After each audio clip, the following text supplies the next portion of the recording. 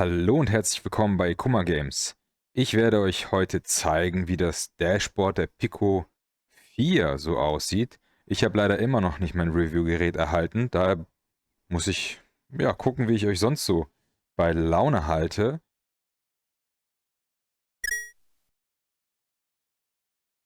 Und ihr habt es schon in meinem Pass-Through-Video gesehen. Ihr befindet euch hier in einem Home-Menü.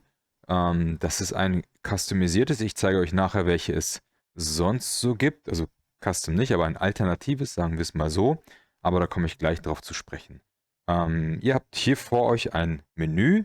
Wenn ich hier die Home-Taste drücke, dann lasse ich das verschwinden und dann kann ich mich auch hier, wenn ich den Stick bewege, mich auch hier umschauen. Also ich kann mich hier frei umher bewegen und auch Stick hier mit Snap-Turn mich bewegen oder eben auch frei hier rumlaufen. Ne, wenn man genug Platz hat, kann man das durchaus machen.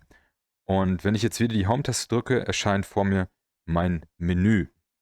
Wenn ich die Home-Taste halte, wird das Bild hier zentriert in der Mitte. Fangen wir mal links an. Hier links habt ihr eure Benutzerinformationen. Ich weiß nicht, ob da nachher noch mehr kommen. Jetzt ist es sehr rudimentär. Mein Profil Ikuma. Ihr habt Pico Fit,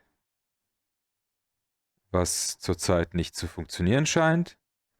Und dann das Benachrichtigungscenter. Ja, Pico Fit, ich weiß nicht. Eigentlich sollte das funktionieren, aber offenbar macht das zurzeit Probleme. Aber Disclaimer, das Ganze hier ist noch nicht final. Das kommt am 18. raus, die Pico 4. Und bis dahin können noch Features hinzukommen oder repariert werden oder wie auch immer. Daneben haben wir den Erkunden-Button. Hier sehen wir so ein paar Spiele zur Auswahl. Wie gesagt, hier sind noch ein paar chinesische Zeichen und so. Das sollte sich aber bis es fertig wird, verändern. Dieses Bild ist auch schon länger so. Das ist auf jeden Fall nicht up-to-date. Dann gibt es den Store. Bei dem sieht es schon mal ein bisschen, ja, sag ich mal, hochwertiger aus. Update dich doch mal.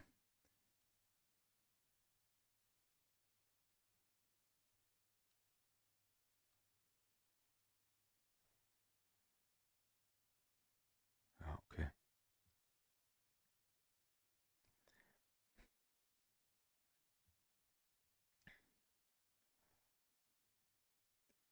Als nächstes wäre hier der Store. Der sieht schon mal ein bisschen besser aus. Die Bilder sind jetzt nicht vollständig geladen. Ich weiß nicht, ob das an meinem WLAN liegt. Ich bin jetzt hier auf meinem Dachboden. Es kann natürlich sein, dass er jetzt einfach nicht lädt, weil ich hier kein Internet habe. Aber ihr habt hier zum Beispiel Blatant Sorcery oder Ruins Magus, was jetzt demnächst kommt. Demnächst, schon dazu sein. Neuerscheinung, ja, krass. Saints and Sinners wird nachgeholt. Es soll auf jeden Fall auch das zweite Kapitel von Saints and Sinners kommen. Ihr könnt euch Erinnerungen setzen, damit ihr benachrichtigt werdet, wenn die Spiele da sind. Empfohlene Spiele, ja, ich habe gerade kein Internet. Oder alle durchsuchen. Gut, das hätte ich mir natürlich besser überlegen sollen, aber kommen wir als nächstes hier zum Dateimanager. Dort könnt ihr verschiedenste Dateien, die ihr auf eurer Brille gespeichert habt, wie auf dem USB-Stick darauf zugreifen. Hier gibt es zum Beispiel alle Dateien, da seht ihr das, ihr könnt hier direkt darauf zugreifen, ist eigentlich ganz cool gemacht. Nichts für den Laien, aber ihr seht schon, hier kann man APKs nicht runterladen, aber hier starten. Ihr könnt hier zum Beispiel PPSPP, das ist ein PSP-Emulator, könnt ihr draufziehen, installieren und dann funktionieren die meisten Sachen tatsächlich. Oder eben ihr habt Videos per USB-Stick, wenn ihr einen USB-C-Anschluss, USB-C-Festplatte habt, könnt ihr die hier einfach anschließen und dann könnt ihr eure Videos nutzen. Hier ist zum Beispiel Screen Recording, ich nehme das gerade bei meiner Pico 4 auf und das wird die Datei sein, die nachher dann fertig ist. Ich zeige euch nachher noch den Kinomodus. Bilder, hier habe ich ein paar Screenshots gemacht von meinen PC VR-Streaming-Erfahrungen und APKs. Hier gibt es extra ein Feld.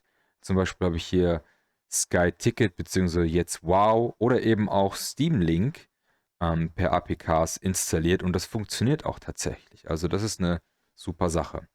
Später habt ihr dann noch die Möglichkeit, Sachen direkt auf eure Brille vom PC zu streamen. Also nicht den PC auf eure Brille zu streamen, sondern mit einer Remote-App irgendwelche Videodateien zum Beispiel von eurem PC direkt auf die Brille zu streamen. Das ist eigentlich ganz cool.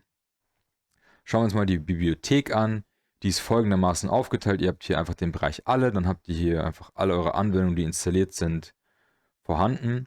Dann gibt es Apps, da werden dann die Spiele ausgeblendet. Dann habt ihr solche Sachen übrig wie Les Mills Buddy Combat oder eben die APKs, YouTube oder der Detailmanager, Picofit, Benutzercenter, Streaming Assistant, die Einstellungen, solche Sachen eben.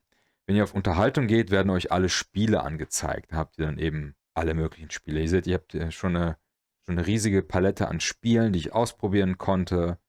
Und ja, das ist auf jeden Fall sehr spannend. Wenn ihr Spiele habt, die ihr noch nicht installiert habt, landen die hierbei nicht installiert. Da habe ich noch mehr Spiele. Wie gesagt, ich war ja einer der Pico-Tester. Das heißt, ich habe hier einige Spiele zur Verfügung gehabt, die ich ausprobieren konnte.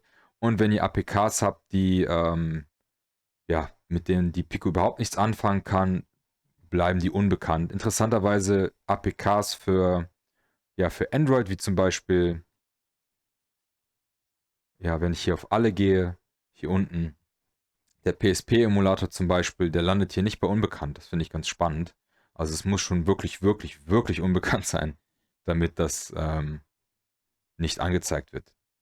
Genau. Dann haben wir hier unten rechts die Schnelleinstellungen. Da können wir auch draufklicken. Da sehen wir hier, dass mein Bildschirm aufgenommen wird. Das habe ich gerade eingestellt gehabt. Ihr habt die Batterieanzeige für die Controller links und rechts und für die Brille. Dann eine Anzeige fürs WLAN. Spielbereich zum schnellen Verändern. Also wenn ich hier draufklicke, dann könnt ihr den Spielbereich neu kalibrieren. Screencast, wenn ihr Sachen auf eurem PC laden wollt. Also nicht laden, sondern anzeigen lassen wollt. Zum Aufnehmen oder um Freunde und Bekannte einzuladen, mit zuzuschauen oder eben auf euer Smartphone oder euer Chromecast-Gerät, also direkt auf den Fernseher, könnt ihr dann das Bild von der Brille übertragen. Dann könnt ihr noch einzelne Screenshots machen, könnt ihr auch hier mit dem Screenshot-Button, ich weiß nicht, ob man das hier sehen kann, da ist so ein kleiner Fotoapparat drauf, da könnt ihr draufdrücken oder halten, dann könnt ihr Fotos machen oder Videos aufnehmen. Dann Bluetooth an und aus, hier könnt ihr den IPD erneut anpassen, zeige ich euch gleich. Ein aus, Grüße an T-Toby, der Druck gemacht hat in der Testergruppe, damit wir einen Aus-Button haben innerhalb der Brille.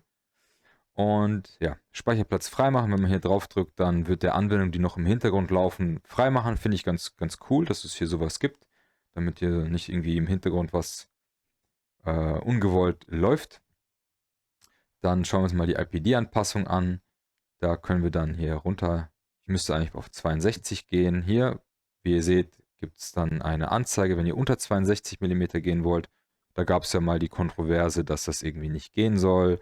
Doch geht, ihr müsst hier nur diesen Haken machen, da ist ein kleiner Hinweis, dass eure Nase irgendwie gequetscht werden könnte. Nicht gequetscht, einfach nur, dass es dagegen drückt.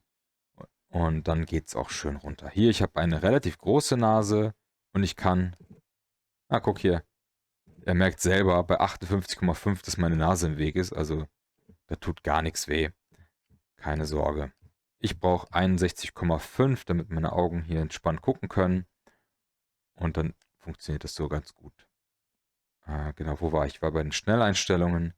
Dann könnt ihr hier noch die Shortcuts austauschen, wegmachen, an Ausknopf weiter hinzufügen. Steht jetzt noch nicht, aber wird bestimmt noch hinzugefügt. Was mir zum Beispiel noch fehlt, was die hoffentlich noch einfügen werden, ist Mikrofon schnell ein- und auszuschalten. Das wäre mir auf jeden Fall wichtig. Genau, so, dann sind wir hier. Dann können wir hier oben noch die Einstellungen erreichen oder eben in der Bibliothek unter Einstellungen. Da haben wir dann allerhand Möglichkeiten. Hier sind die WLANs, die ihr finden könnt. Controller könnt ihr einstellen, Links- und Rechtshändigkeit, falls ihr den 3DOF-Modus nutzen wollt. Das ist so für, weiß nicht, wenn ihr im Bett liegt und ihr braucht nicht das Raumtracking. Bluetooth könnt ihr eure USB-Sticks sage ich schon, eure Controller, eure Bluetooth-Headsets oder Xbox-Controller oder PlayStation-Controller geht auch damit, wenn ihr irgendwelche APKs nutzen wollt, wie Spiele und die Controller hier nicht gut erkannt werden, könnt ihr tatsächlich einen Xbox-Controller nutzen. Oder eine Maus und Tastatur auf jeden Fall auch. Dann Anzeigeeinstellungen. Ich bin jetzt hier, es gibt noch Augenschutzmodus, dann wird das alles so ein bisschen bräunlicher. Wird eben der Blaulichtanteil reduziert, ist auch TÜV-zertifiziert, dieser Augenschutz. Und dann gibt es hier Helligkeit anzupassen. Ist das auch quasi stufenlos, also es geht hinterher. Also wie soll man das sagen? Es ist nicht so, wenn ich jetzt hier runterklicke, dann zack, ist dunkler, sondern es dimmt sich ganz langsam. Ist eigentlich super angenehm.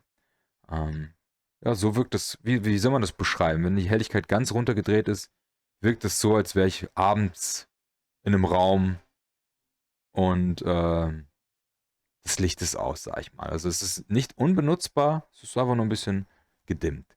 Wenn ich es ganz hell mache, ist es nicht überkrass leuchtend, habe ich ja schon in anderen Videos erwähnt. Das ist ein bisschen dunkler als die Pico 3 Link oder die Quest 2, aber auf jeden Fall nutzbar und fällt nicht störend auf. IPD-Anpassung haben wir uns schon angeschaut. Gibt es hier noch Lab? Das sind ein paar Sachen, die man irgendwie zusätzlich nutzen kann. 90 Hertz Aktualisierungsmodus, meiner Meinung nach sollte das Standard sein, aber hier kann man einschalten. Schnelldurchsichten-Modus ist halt dieser Double Tap an die Seite.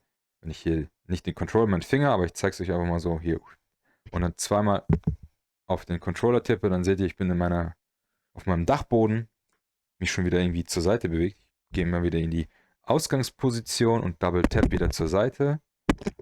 Muss mal ein bisschen schneller sein. Resette mal wieder mein Bild und dann geht es auch schon weiter. Dann gibt es hier noch einen Zurücklehnen-Modus. Da wird die Bewegungsverfolgung komplett aktiviert. Also der erkennt ja quasi, wo oben und unten ist. Und das würdet ihr hiermit komplett ausschalten, wenn ihr zum Beispiel im Liegen einen Film gucken wollt. Also dann legt ihr euch hin und anstatt dass ihr die Decke anschaut, würdet ihr nach vorne gucken. Habe ich nie benutzt, ist jetzt auch gar nicht so mein Anspruch, aber gibt anscheinend Leute, die das tatsächlich so gerne nutzen. In der Energieverwaltung hier oben könnt ihr noch so eine Art Sparmodus einschalten. Habe ich jetzt auch noch nicht benutzt. Ich hatte da so ein bisschen die Sorge, dass dann, ja, dass die Spiele ruckeln. Kann natürlich sein, dass es dann, ja, der will dann neu starten, dass die Auflösung vielleicht auch runtergedreht wird. Dann unter Allgemein habt ihr hier Systemversion. Ich bin jetzt eine Version höher als die Review-Geräte, aber dennoch alles nicht final. Deswegen gehe ich hier nur mal schnell durch. Apps könnt ihr verwalten, deinstallieren und so weiter. Controller-Vibration könnt ihr anpassen, ist jetzt gar nicht mehr so stark. Kann man richtig schön aufdrehen. Die Controller sind ja besonders in der Art der Vibration, meiner Meinung nach. Benachrichtigungen verwalten, virtuelle Umgebung, da komme ich gleich drauf. Shortcuts haben wir eben gesehen. Sprache könnt ihr einstellen, Datum, Uhrzeit, Screencast-Aufzeichnung habt ihr in einem meiner Videos gesehen. Da könnt ihr ja, einstellen, ob ihr das Bild Breitbild habt oder in einem 1:1 Format und welche Auflösung das Ganze aufzeigt, ob die Kamera Kamera sage ich schon, dieses Mikrofon mit aufnehmen soll, solche Dinge. Bewegung verfolgen, ja, das ist halt das Sechsdorf, den haben wir standardmäßig an. Verfolgungsfrequenz, ja, da geht es um die Controller, 50 oder 60 Hertz, je nachdem, was für ein Bild, was für eine Lichtfrequenz ihr habt, da könnte es zu Störungen führen. In Amerika, glaube ich, gibt es eine andere Lichtfrequenz als hier bei uns, deswegen kann das zu Tracking-Problemen führen. Ja, Kontakt, Gesamt, Speicherplatz, Datenschutzeinstellungen, Feedback, Protokolleinträge, auf Werkeinstellungen zurücksetzen, Pico-Analysedaten weitergeben, habe ich immer auf aus. Über- und mehr Informationen. Dann, was habe ich jetzt eben ausgelassen? Haben wir einmal virtuelle Umgebung. Da haben wir die Umgebung. Ihr seht jetzt hier die zweite Alternative, das ist der Cyberraum. Hier könnt ihr noch zusätzlich die Aussicht nach draußen verändern. Das ist ganz cool. Hier habt ihr einfach Wolken. Ne? Dann könnt ihr hier auch noch den Winkel anpassen. Das ist halt so ein riesiges Bild, kann man sagen. Und da kann man das verändern, je nach Gusto. Oder hier ein Blick auf die Erde sieht man jetzt nicht, aber ich kann den natürlich anzeigen lassen. Eigentlich mega cool. Mein Lieblingsraum auch übrigens. Dann gibt es hier noch die Raumkapsel. Das ist, glaube ich, zurzeit Standard. Finde ich irgendwie langweilig, aber man hat natürlich eine größere Sicht nach außen. Hier könnt ihr genauso andere Himmelskörper oder Welträume und wie auch immer anzeigen lassen. Oder hier gibt es doch bestimmt auch wieder die Erde, ja. Oder im Himmel, muss ja gar nicht im Weltraum sein. Kann ja auch hier auf den Bergen sein. Finde ich sogar passender für diese Kapsel hier. Aber ja, dieser Raum selbst finde ich irgendwie ein bisschen langweilig. Dann gibt es hier noch das Berghaus. Hier könnt ihr tatsächlich nichts einstellen an dem Hintergrund hier. Ist jetzt auch nicht mein Favorit. Schön sind so kleine Details wie hier ist so ein leichter Nebel, ganz leicht zu sehen. Durch das, weiß nicht, warme Wasser oder was auch immer das hier im Pool darstellen soll. Aber wir können es ja mal hier hinter die Theke stellen. Na, so, hallo und herzlich willkommen bei Ikuma Games. Ich bin euer Barkeeper. Ja, was haben wir noch? Genau, ich gehe mal wieder zurück. Ich mag den tatsächlich am liebsten. Stelle mich mal wieder geradeaus hin. So, wo waren wir? Wir waren bei Allgemein und hier unten hatte ich noch Spielbereich. Genau, da könnt ihr den Bodenniveau neu einstellen.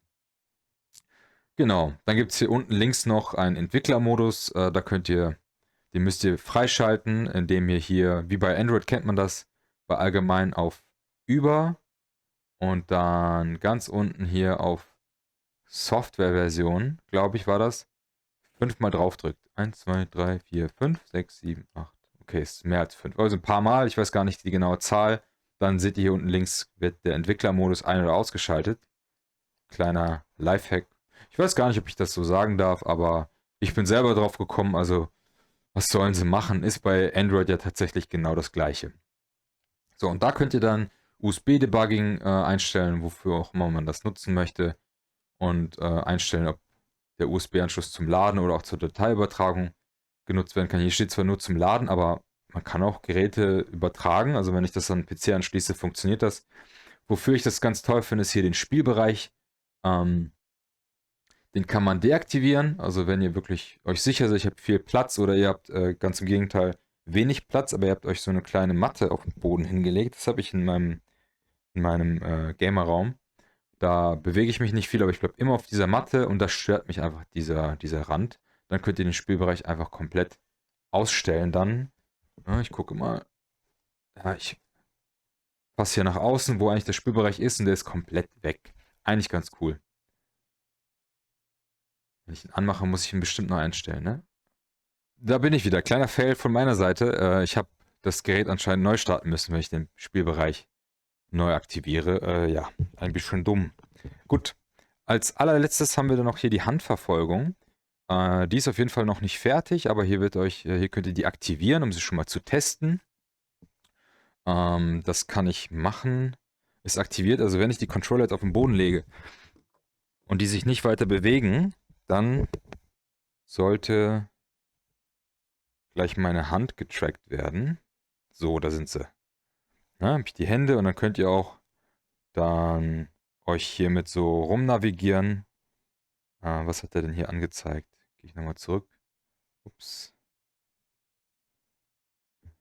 Ist noch nicht optimal, also es funktioniert grundsätzlich, wenn man das machen möchte, die Controller gerade nicht da hat.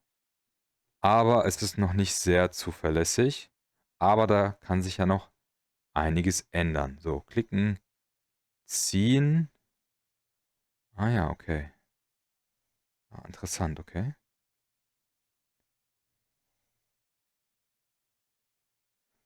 Kann ich hiermit auch klicken? Nee, ne? Doch. Es geht tatsächlich. Home. Ach so, aufmachen. Und dann öffnet er das Home. Ja, gut, das funktioniert doch eigentlich ganz gut. Kalibrieren, okay. Muss man das vielleicht vorher machen?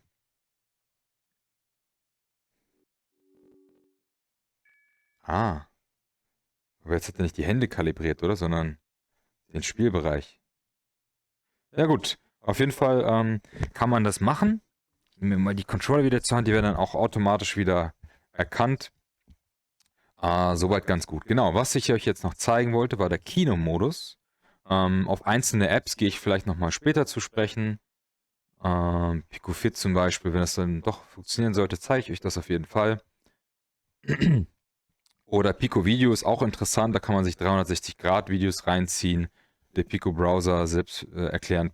Benutzerhandbuch, da könnt ihr euch noch ein paar Hinweise und so weiter durchlesen, ein paar Tutorials, wie man das Gerät benutzt, falls ihr da Schwierigkeiten habt. Streaming Assistant komme ich auch auf jeden Fall zu, wenn ich euch mehr PC VR zeige. Aber jetzt zeige ich euch einfach mal den Dateimanager und zeige euch anhand des Avatar 2 Trailers, das ist nämlich ein 4K-Trailer, zeige ich euch das Kino. Stopp, da geht er schon direkt los. So, na komm, klick. Genau, hier haben wir verschiedene Funktionen. Wiedergabeliste, das sind eure ganzen Videos. Dann Untertitel und Audio. Falls mal irgendwie ein Audio nicht synchron sein sollte, könnt ihr hier die Audiospur verändern. Guck mal hier, Deutsch sag ich schon, Englisch, IMAX.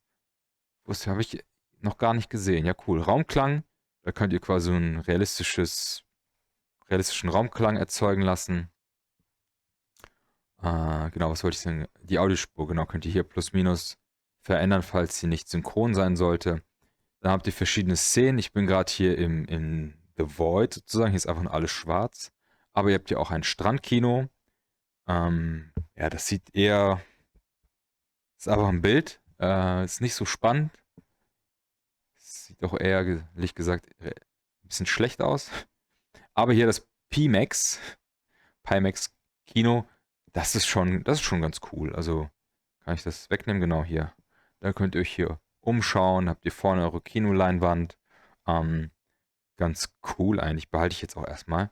Dann könnt ihr hier auch 360 Grad, 180 Grad Fischauge-Videos, 2D, 3D, so aufgeteilt oder so aufgeteilt. Also da ist alles Mögliche dabei.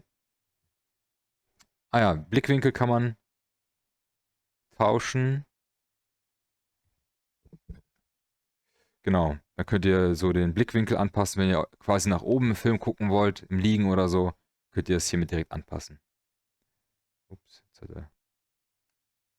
Genau, hier könnt ihr noch, falls ihr merkt, okay, euch ist das Bild ein bisschen, ja, ich will da noch ein bisschen was verändern, könnt ihr das auch hier machen. Kontrastsättigung und den 3D-Versatz könnt ihr hier verändern. Dann, ja, 10 Sekunden vor- und zurückspringen, nächstes Video und vorheriges, Lautstärke. Das hier ist die Beleuchtung im Raum selbst. Die ist jetzt zum Beispiel sehr hell. Oder was, die Leinwand? Ne, das ist die Leinwand, genau. Hier die Leinwand könnt ihr ein bisschen dunkler machen, falls euch das zu hell ist. Wiedergabegeschwindigkeit könnt ihr verändern. Jetzt klebe ich hier so ein bisschen. Warum passiert sowas eigentlich immer? Ich bei YouTube auch manchmal. Naja. Und dann könnt ihr die Ratio ändern, ne? 16:9, 16:10, 4:3, falls er das nicht automatisch erkennen sollte. Aber hier passt das eigentlich ganz gut. Und ja, ich könnte auch einfach mal den Trailer gemeinsam anschauen.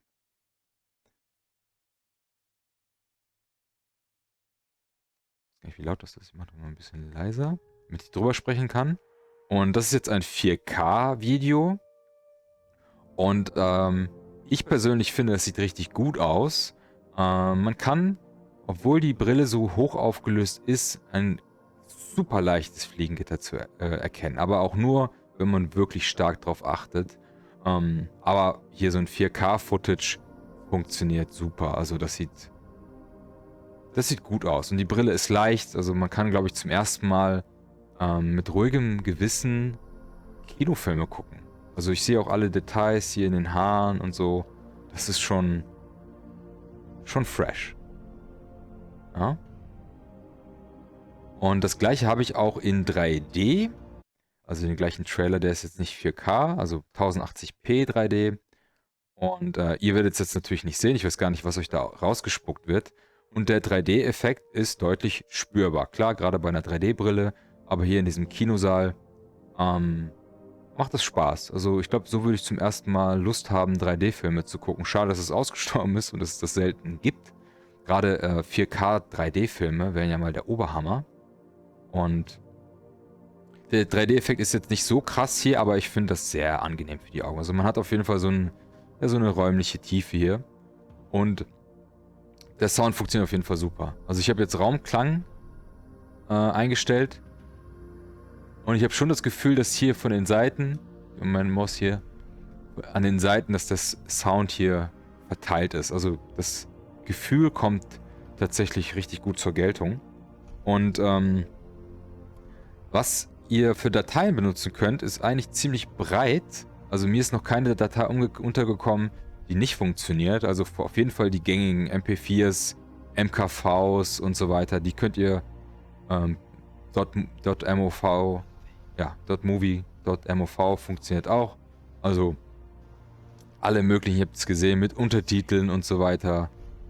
Sprache auswählen, mehrere Tonspuren. Das könnt ihr alles einstellen. Also auf jeden Fall ist das Home Theater schon ziemlich gut gelungen. Das Einzige, was mir fehlt, ist euch vielleicht aufgefallen. Es gibt keine Global Illumination, glaube ich, heißt das. Also ich weiß, dass es auf dem XZ2-Chip funktionieren kann. Wer Big Screen auf der Quest 2 schon mal probiert hat, der weiß, dass das funktionieren kann. Jetzt bin ich hier in einem 360-Grad-Video. Kann ich ja auch noch mal kurz zeigen. Das ist jetzt so eine Demo in 360 Grad. Hat sich auch automatisch im Kino natürlich dann deaktiviert. So eine kleine Demo, die schon gespeichert ist in dem Headset. Aber ich will nochmal zurück zu dem Avatar-Dings. Wenn ihr jetzt hier den Trailer seht, dann wird hier am Rand, ja, werden keine Farben herausgegeben. Also das Bild spiegelt sich nicht im Kinosaal. Und das ist so das Einzige, was ich ein bisschen schade finde, weil wenn ihr Big Screen kennt, wollte ich gerade sagen, auf der Quest 2 oder am PC, dann ja, habt ihr zum Beispiel bei diesem Blau, dann wird hier am Rand das alles blau reflektiert und das sieht schon cool aus und gibt einem ein schönes Kino-Feeling. Und ja, finde ich ein bisschen schade. Genau, was ich vergessen habe, ihr könnt hier die Raumhelligkeit einstellen, also ein bisschen gedimmt oder ganz hell der Raum. Finde ich jetzt nicht so schön. Ich mag den eigentlich schön dunkel, dass man gerade so erkennen kann, okay, ich bin im Kinoraum. Und einstellen, ob ihr mittig oder sogar ganz vorne im Kinosaal sitzt. Dann muss man so ein bisschen hochgucken. Dafür ist der Bildschirm eben größer. Und zum Beispiel bei dem Void, bei der Basisch, wahrscheinlich Basic, ein bisschen blöd übersetzt, könnt ihr hier den Abstand des Bildschirms komplett manuell verstellen. Also je nachdem, wie groß ihr das haben wollt. Das ist eigentlich ganz praktisch. Verlassen wir das Ganze mal wieder. Wenn ihr hier die Home-Taste drückt, könnt ihr verlassen und zurück zum Start drücken. Das ist auch gut, um das Ganze hier zu beenden. Da klickt ihr drauf und dann seid ihr wieder im Home-Menü. Ja? Ich hoffe, ich habe nichts vergessen und ihr hattet einen guten Einblick in das Pico-Betriebssystem, in die ganzen Home-Anwendungen, wie das Ganze funktioniert und aussieht und welche Einstellungsmöglichkeiten ihr zur Verfügung habt. So, das war's auch dann von mir. Wir sehen uns hoffentlich bald zum Unboxing und ersten Eindruck-Video. Also ihr habt meinen ersten Eindruck natürlich schon gesehen, aber ich hätte gerne das finale Gerät in der Hand und dann werde ich auch auf jeden Fall ein kleines Unboxing-Video machen und dann geht es auch schon weiter zu meinem Review, das dann passend zum Release, vielleicht kurz vorher, dann erscheinen wird. Also ich bedanke mich fürs Zuschauen. Wir sehen uns beim nächsten Mal und vergisst nicht, ein Like dazulassen. Abonniert meinen Kanal, haut die Glocke an, damit ihr meine Videos nicht verpasst. Wir sehen uns beim nächsten Mal. Haut rein. Ciao.